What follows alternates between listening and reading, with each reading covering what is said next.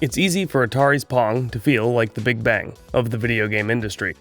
It's one of video game history's most significant titles, but it was far from the first. So what was the first video game? Well, it's more of a debate than a historical fact, and I'm certainly not the one to put a definitive end to it here, but let's see what we can figure out. Webster's defines a video game as an electronic game in which players control an image on a video screen.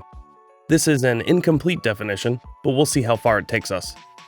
It rules out several games right off the bat, like Edward Condon's Nimitron. It also rules out one of the more unique concepts of the late 30s and early 40s. Around that time, shooting gallery games featuring light guns started showing up. Seeburg Manufacturing dominated this genre early on, and is widely credited with the creation of the first light gun game, the Rayo light rifle. This concept would go on to leave its mark in the gaming industry in the form of games like Duck Hunt or Time Crisis 2. But we can look past these for right now, as the light sensors used in these early games were inside physical targets, not produced on the screen. Other early games that didn't feature a screen include chess programs like Alan Turing's Turochamp, a full chess playing program that was only ever executed by hand due to hardware limitations of the time. A chess game not limited by hardware of the time was Dietrich Prinz's Mate in 2. This game saw players solve endgame chess puzzles. Ultimately, a full chess playing game was a bit too complex for computers of the time to handle. In 1951, a company called Ferranti made a game called Nimrod. A Nim playing game meant to show off the power of the Ferranti Mark I, the UK's first commercially available general-purpose computer. You might recognize this as the machine at the end of the montage in episode 1. It seems I had my Nim machines flipped there. My bad. We can safely look past Nimrod, as it played Nim, using lights, and featured no screen. The first actual candidate shows up between 1947 and 1948. Thomas Goldsmith Jr. and Esley Rayman threw their hats in the ring with the CRT amusement device. The two worked together at Dumont Laboratories, where they designed a game utilizing a CRT screen.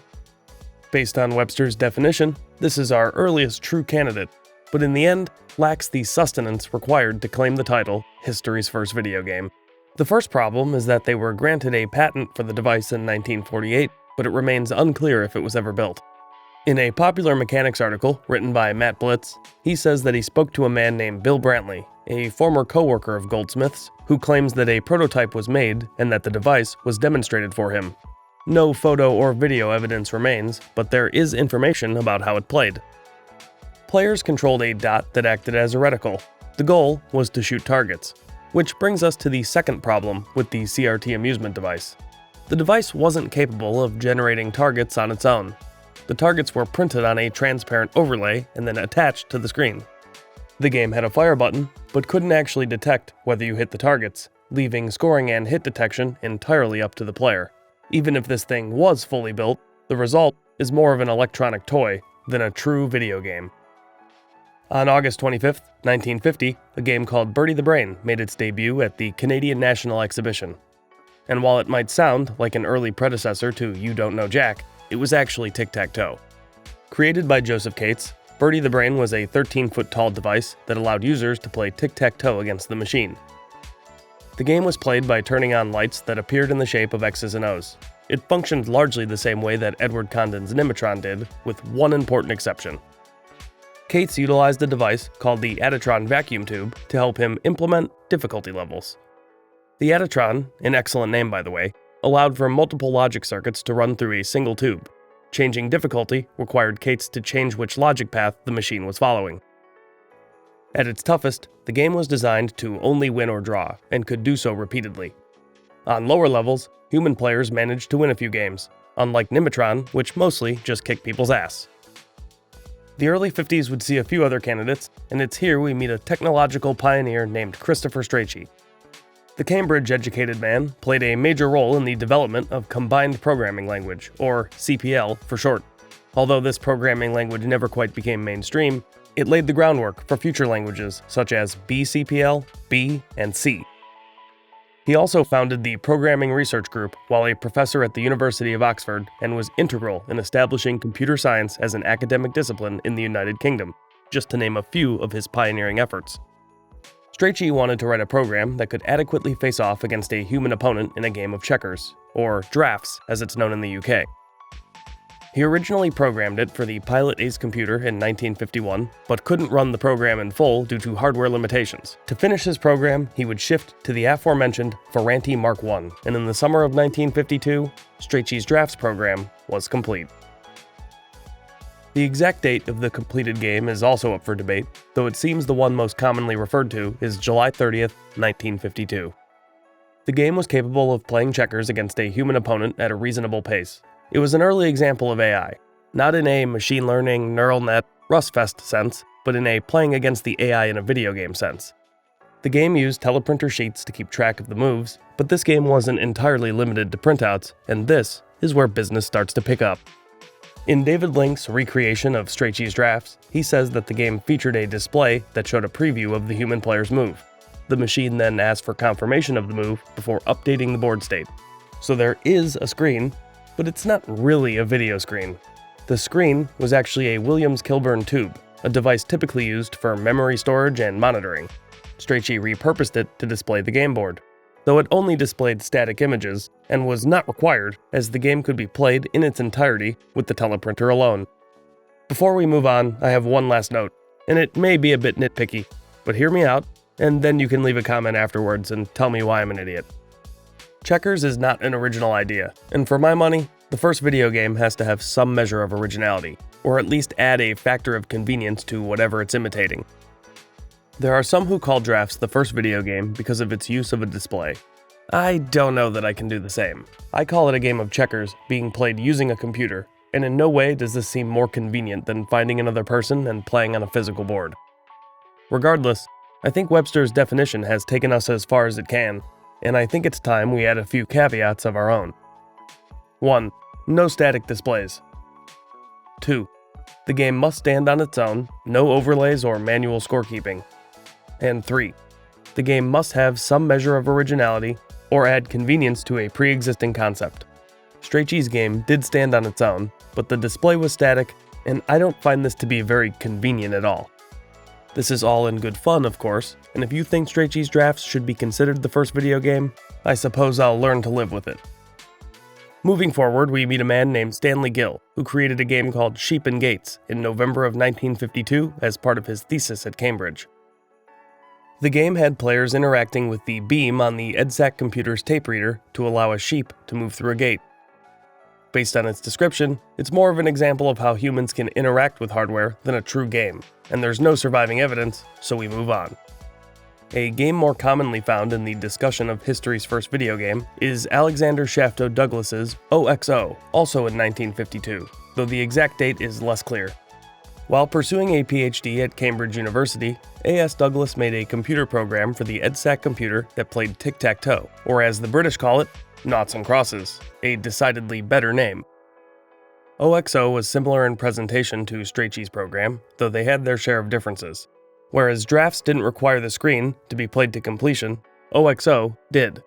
Drafts was also a more beatable game, whereas Douglas programmed OXO with an understanding of the rules and an objective not to lose. This resulted in an unbeatable AI opponent, who at the very least was able to force a draw if the program was functioning properly. The screen being required to complete the game is a nice touch, but it's still a static image. If I'm calling Strachey's Drafts a game of checkers being played using a computer and not a video game, I must apply the same logic to Douglas's OXO. Another game worth mentioning, but seldom brought up, is Pool, created by William George Brown and Ted Lewis. Impressive real-time ball physics and collisions make this one stand out. The pool table was drawn on the screen with dimensions that matched the locations of the pockets. Outside of a few pictures, there's no surviving evidence of Pool, and its manually drawn table would disqualify it from the running anyways. If you'd like more technical information about how these early games functioned, I highly recommend Ahoy's video, The First Video Game. To find our next serious candidate, we must look ahead to 1958, where we meet a man named William Higinbotham. William Higinbotham was a physicist who worked on the Manhattan Project. His role mainly centered around radiation detection and monitoring systems. His work was crucial in creating accurate readings and safe conditions for tests on the earliest nuclear weapons. Higinbotham would eventually take a job at the Brookhaven National Laboratory in 1947, where he worked as the head of the Instrumentation Division. Brookhaven hosted an annual Visitors' Day, and for Visitors' Day in 1958, Higinbotham wanted an interactive exhibit as a way to get people more engaged than they otherwise would be with static data or demonstrations. Using an analog computer and an oscilloscope screen, Higinbotham built a system that simulated the physics of a ball bouncing back and forth and turned that concept into tennis for two. Tennis for two was, well, tennis for two. This was an exclusively two-player game. You could not play against the machine, nor did the machine keep track of the score. Two players using rudimentary box-shaped controllers deflected the ball back and forth and kept score manually. Following Visitors' Day, Tennis for Two was dismantled, never to be heard from until replicas were created decades later for historical exhibits. Tennis for Two makes a strong case to be considered history's first video game. Its real-time physics and early controller are both points in its favor.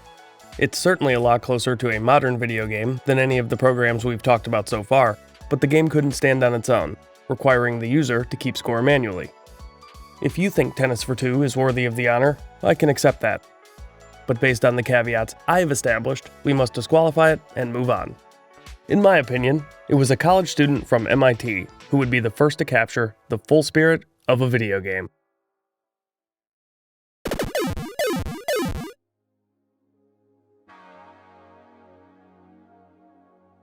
The Massachusetts Institute of Technology is one of the most prestigious schools in the entire world. It's also home to the Tech Model Railroad Club, a club that started out focusing on model railroads. Over time, it grew into something of a hacker hostel, where people explored ideas free from the grip of model trains. In 1961, TMRC member Steve Russell came up with an idea that was arguably the group's most ambitious project up to that point. Russell wanted to create an interactive computer game. The game would be set in space and would involve two players navigating rudimentary spaceships in a dogfight for supremacy, a far cry from the simplicity of the games we've talked about so far. He would call it Spacewar. Initially, MIT didn't have a computer suitable for creating this game, but in the summer of 1961, a savior would arrive. That summer, Digital Equipment donated its latest computer to MIT, the Programmable Data Processor 1, or the PDP-1 for short.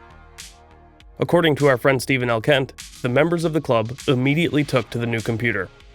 Russell wasn't the fleetest of foot when it came to developing his game, but with a little bit of encouragement, some assistance, and probably a lot of ball busting, Russell would eventually cross the finish line in spring of 1962. In a quote from the Ultimate History of Video Games Volume 1, Russell had this to say about his game: "There wasn't enough computing power available to do a decent opponent. I was the first person to not make money on a two-player computer game." Except for the pacing, Spacewar was essentially like the game Asteroids. The spaceship controls were 4 switches. One let you rotate counterclockwise, another was for rotating clockwise, one let you fire your rockets for thrust, and the last one fired your torpedoes. Russell's Spacewar would continue to be updated by other members of the club. Dan Edwards added the sun, which had its own gravitational pull, which added complexity to the movement. Peter Sampson led the charge in creating a realistic starfield as a background. Martin Grates is credited with the idea for a hyperspace button, which allowed players to teleport to a random spot on the screen as a last-ditch effort to evade trouble, and many others helped refine the experience along the way. Despite the term not showing up until the early 70s, for my money, Steve Russell's Spacewar is the first video game ever made. Some argue that Spacewar is simply the first video game as we know them today, and credit one of the previously mentioned programs as the actual first. And if this is really the stance you want to take, well then that is absolutely fine. A video game is a relatively abstract concept, and definitively pinning down the first is not that simple. The first video game is hard to determine in some part because none of these inventors sat down and said, "I am going to make a video game." But I think it's also fair to say that Steve Russell's decision to make Spacewar is the closest thing we could have gotten to that. It satisfies Webster's definition, and it addresses every caveat that I've thrown out there. That being said, Spacewar was never sold as a product. It wasn't a practical product because it was designed to run on the $120,000 PDP-1. However, the PDP-1 would eventually feature Spacewar as a tech demo, and it would go on to influence the creation of the first arcade games. And we'll get there. But first,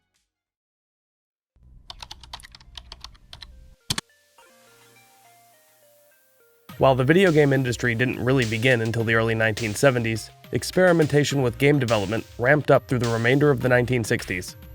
Text-based games became increasingly prominent. offering more immersive experiences within the limitations of early computers. Some of these games have stood the test of time. The Sumerian game is a text-based resource management simulator. It was originally designed for the IBM 7090 between 1964 and 1967 and was played using printouts. PCGames.com described it as a cave painting reflective of future city management games, an analogy I quite like. Players controlled an ancient city with guidance from an advisor and made decisions about allocating resources. The game was written and designed by Mabel Addis, a 6th grade teacher, with programming handled by William McKay. It was created for educational purposes, teaching students about resource management. This concept would be explored further by Doug Diment in the late 1960s. The game was simplified so that it could run on the PDP-8 minicomputer. He called it King of Sumeria. The game was reduced in scope so that it could run on the hardware, but the core concept remained. In the early 70s, the game would be simplified even further by a man named David H. All. All would rewrite King of Sumeria in beginner's all-purpose symbolic instruction code, a mouthful more commonly known as BASIC. This allowed for the game to be played on a much wider variety of systems. He called it Hammurabi. The game itself was never sold, rather the code was included in a book written by All called 101 Basic Computer Games. The book was published in 1973 and featured a wide variety of games ranging in complexity, all programmed using BASIC. The original source code for the Sumerian game was lost for a time, but gaming historian Andrea Cantato was able to scrape together enough information to recreate the original Sumerian game. It is available to play for free on Steam. A few other noteworthy programs would find their way into David All's book, one of them being Lunar Lander. Lunar Lander was really more of an unofficial series of games, the first of which was made by Jim Storer when he was in high school. The text-based game was written in Focal programming language originally and was designed to run on the PDP-8 minicomputer. It was a text-based game where you made decisions with the goal of safely landing your spaceship on the moon. The original text-based game would go on to inspire several graphical versions later on, most notably the 1979 version created by Atari. Another popular text-based space game was Star Trek, created by Mike Mayfield in 1971. This wasn't an officially licensed game, but it would end up widely distributed and popular among programmers. Star Trek was a turn-based game that allowed players to take control of the USS Enterprise and fight fleets of Klingons. This game would be touched up by David All and included in his 101 Basic Computer Games. All would eventually revise the original version of his book, and it would go on to sell over 1 million copies, which meant the code for Star Trek and many other games were in at least that many homes. This led to Mike Mayfield's Star Trek getting several revisions. The most popular one was created by a guy named Bob Leadham.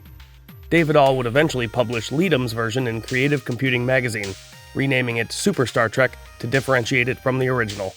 Super Star Trek was a more enhanced version of the game in just about every way. Better AI, more fleshed out systems, and better game balancing. While games like Star Trek allowed players to command starships in the vastness of space, back on Earth, a more grounded text-based adventure would go on to have the longest-lasting impact of all the games from this era before the beginning of the video game industry. Don Rawich was a student teacher tasked with teaching an 8th grade history class about 19th century westward expansion in America. He wanted to make the lesson a more engaging experience for the students, so he decided to turn it into a computer game. Rawich built the game with the help of his college roommates, Bill Heineman and Paul Dillenberger. The game simulated the experience of an American pioneer heading westward. The goal was to guide a family from Missouri safely across the country. The original version was text-based. Players made decisions on the management of resources, route choices, and were inflicted by random events like illness or bad weather along the way. The players' decisions directly impacted whether the family made it to their destination safely. Rawich called it the Oregon Trail, named after the famous route that people used during the period of westward migration in the mid-1800s. The game was a hit with Rawich's class and remained popular for decades through various iterations. In 1974, Rawich would take a job at the Minnesota Educational Computing Consortium and brought the Oregon Trail along with him. The MECC made it so that the game was able to run on a wider variety of computers and was distributed to schools throughout Minnesota. In 1985, they released a version of the Oregon Trail for the Apple II computer that included graphics. This was a much more engaging experience than all of the versions that came before and launched the Oregon Trail into mainstream popularity. They would continue to release versions for different computers through the 1990s. In the late 2000s, a company called Gameloft would modernize the concept and has continued to make different versions of the Oregon Trail ever since. Their most recent version released in 2022 and is available on just about every online gaming store you can think of. Despite selling over 60 million copies to date across various publishers, the Oregon Trail wasn't the game that kickstarted the video game industry. The game's mass distribution and peak popularity wouldn't hit until after the video game industry had been in full swing for over a decade, which means we've gotten a bit ahead of ourselves. We now have a good grasp on some of the earliest games ever made, but when did the video game industry itself truly begin? To find the origins of the industry, we must return to the late 1960s.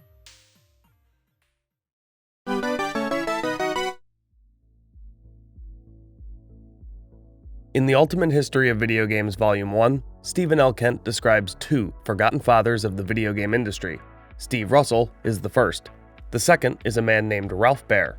Ralph Baer is a mostly self-educated man from Germany who was denied schooling at age 14 because he was Jewish.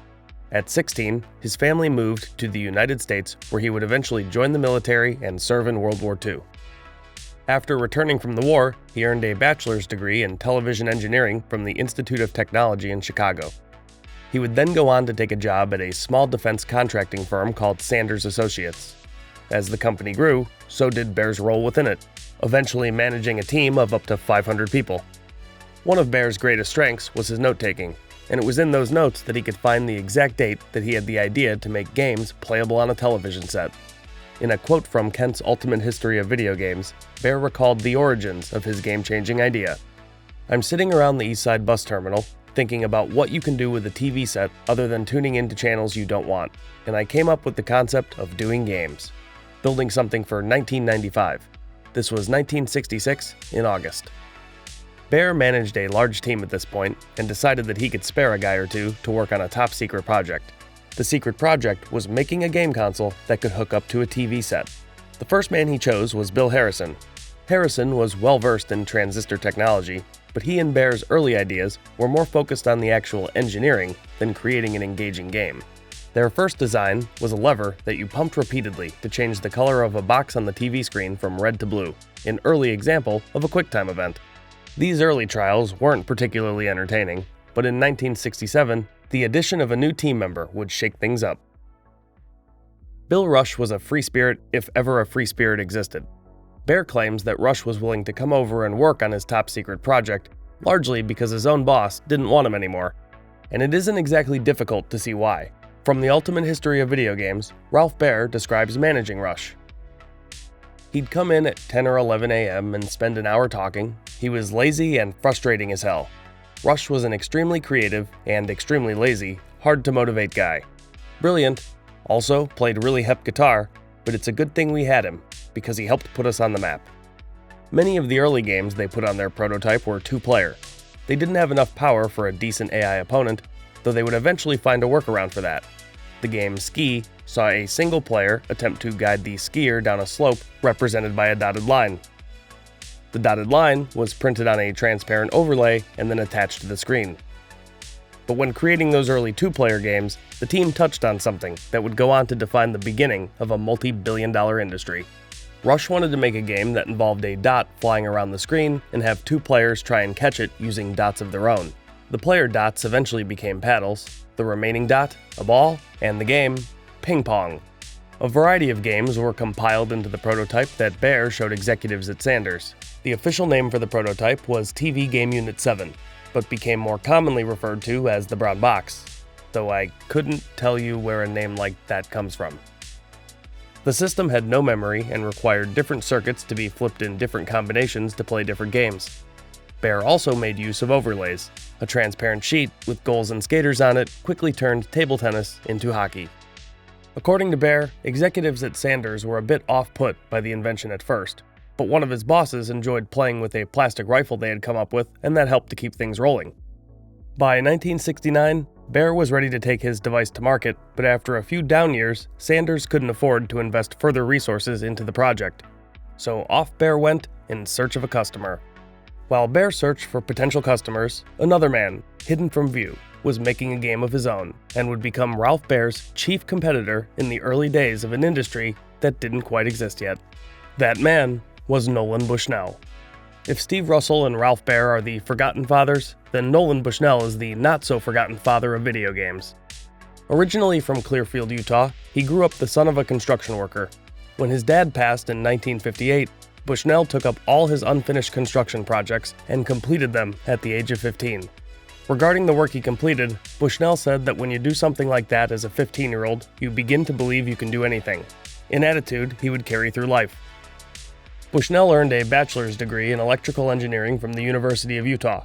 He chose Utah because he felt it was one of the only colleges in the country where he could get his hands on high-end technology. As a student at Utah, Bushnell would find his way to that technology. But first, he gambled all his tuition away in a poker game and needed to make some money so that he could stay in school and use said technology. He worked at a mechanical games arcade where he said he got his second education, which just so happened to pay for his first education. While at Utah, Bushnell ran into a version of Steve Russell's Spacewar, which had made its rounds by this point. Nolan Bushnell loved Spacewar. The students at the university would come up with other programs and games. Bushnell himself created one called Fox and Geese. Fox and Geese had a player move a circle around the screen. This represented the fox. If the fox was surrounded by all of the X's that represented geese, the geese could kill the fox. Likewise, if the fox got one of the geese alone, the fox could kill it. But of all the games that Bushnell would try, none of them captured him quite like Spacewar did. By 1969, Bushnell had graduated college and entered the workforce, where he quickly got tired of his day job and began searching for something more. Combining his formal education as an engineer and his secondary education working the arcades, Bushnell decided that he was going to make a coin-operated version of Steve Russell's Spacewar. This was far from the first Spacewar clone. It wasn't even the first coin-operated Spacewar clone. That honor belongs to Galaxy Game. Galaxy Game was created by two Stanford students named Bill Pitts and Hugh Tuck. They would make updated versions over time, but the game never left the campus of Stanford. It was a tough game to reproduce because it was built for an expensive PDP minicomputer that could cost tens of thousands of dollars depending on the model. Making a version of Spacewar in a cost-effective manner for mass reproduction was no easy task. Nolan Bushnell's workaround was building a device that was specifically designed to play his game and nothing else. Using parts he got from work and through friends at other companies, it took Bushnell only a few months to make a working prototype. This was Computer Space. Computer Space didn't have the sharp look of Spacewar on the PDP-1, and it collected quarters using an empty paint can, but nonetheless, a remarkable feat achieved in an unbelievably short time frame. Next, he needed a partner, and he would find one in Nutting Associates, who ultimately offered him a job. While the details of Bushnell's employment agreement at Nutting are unknown, to hear Bushnell tell it, they had some projects they needed him to finish, so he did those during the day and worked on Computer Space at night and on weekends. In doing so, he managed to maintain the rights to Computer Space. That didn't stop Nutting Associates from threatening legal action anyways when he and his eventual partner Ted Dabney started their own company. Bushnell was accused of taking ideas and concepts from Nutting in order to start a competing company later on, though no formal suit ever came forward. Officially launched in November of 1971, Computer Space would go on to be a bit of a flop. It was first tested at a bar called the Dutch Goose near the campus of Stanford. According to Bushnell, the Dutch Goose would eventually collect its fair share of quarters, though that was really the only place it caught on. It would earn almost no money in a working man's bar. The Dutch Goose is a Stanford University hangout. Computer Space obeys the first law, and so that was really hard for people who didn't understand that. Sour grapes? Maybe a little. He's referring to the way that the ship navigates, using Newton's first law. An object in motion stays in motion unless acted on by an external force. To be fair, Bushnell's main point is that the game was really complicated, and it was. He even said that no one wanted to read an encyclopedia to learn how to play a game. He also put some of the blame on Nutting's marketing. In the end, it's difficult to find sales figures that people agree on, with unit sold estimates ranging from 500 to 1,300 cabinets depending on your source. What we do know is that Nutting Associates initially built 1,500 machines. Despite being historically significant, the game is not considered to be a successful product. Disagreements over the marketing and control of Computer Space ultimately led to Bushnell's departure from the company. He would take Computer Space with him, starting a new company with a former coworker. The company that Nolan Bushnell and his new partner Ted Dabney founded was meant to be called Syzygy. But with that name already taken, they would have to settle for Atari. Atari comes from a Japanese board game called Go, and is kind of like saying check in chess. Computer Space wouldn't be the game that launched Atari into orbit, nor would it be the game credited with sparking an industry that, in 2024, generated just under $60 billion in revenue in the United States alone. That honor would go to a different game, one that our friend Ralph Baer had a few issues with. While Nolan Bushnell and Nutting were doing their best to push Computer Space into the public eye, Ralph Baer and Nutting Associates continued to shop the brown box around. They would eventually cut a deal with Magnavox, and with that, Baer's device went from being the brown box to the Magnavox Odyssey, the first home video game console ever created. Officially released in North America in September of 1972, the Magnavox Odyssey was truly an invention ahead of its time. The device shipped with 10 to 12 games included depending on where you lived, with additional game cartridges sold separately. The game cartridges triggered different circuit combinations to activate different games. In total, the original Magnavox Odyssey was capable of playing 28 different games, although some of those 28 are simply the same game with an overlay attached to the screen. Sales figures and profit numbers are hard to come by, but conservative estimates have the original Magnavox Odyssey around 350,000 units sold. It did do well enough to inspire Magnavox to continue on with future iterations of the console, ones we'll talk about later. Baer was ultimately disappointed in the Odyssey sales. The machine was somewhat representative of his original idea, but not exactly what he had in mind. If you'll recall, Baer wanted to sell the device for $19.95, nowhere close to the $100 it would eventually be sold for. In Baer's own words, Magnavox did a really lousy engineering job. They over-engineered the machine, they upped the price phenomenally, then in their advertising, they showed it hooked up to Magnavox TV sets and gave everyone the impression that this thing only worked on Magnavox TVs. For all of Baer's complaints, he is said to have felt quite good about the first $100,000 royalty check he received, though the money he made off the Odyssey pales in comparison to the money he would eventually make off patent licensing. The Odyssey came packaged with a variety of games, but it was one game in particular that would set the stage for the legal battle to come. Atari was officially incorporated on June 27, 1972. In the beginning, it was just Nolan Bushnell and Ted Dabney. The two each chipped in $250 for startup costs, and in 10 years saw that $500 turn into $2 billion, making it the fastest growing company in United States history at the time. Their first office was in Santa Clara, California. In its early days, Bushnell and Atari developed extra-wide pinball machines for Bally. They also had their own pinball route that was quite lucrative. Atari's first employee was a 17-year-old receptionist who babysat Bushnell's kids.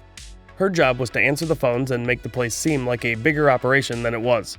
Because it was only a few people, Cynthia Villanueva ended up operating as a jack-of-all-trades within the company, staying with Atari for more than a decade.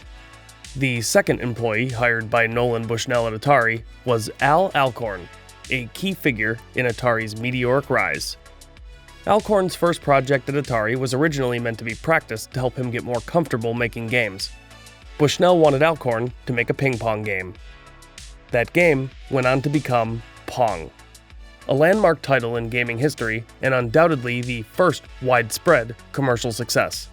But where could Bushnell have come up with such an idea? And was it really just practice for Alcorn? Ping pong is not an alien concept. One could have easily come up with that on their own without any outside influence.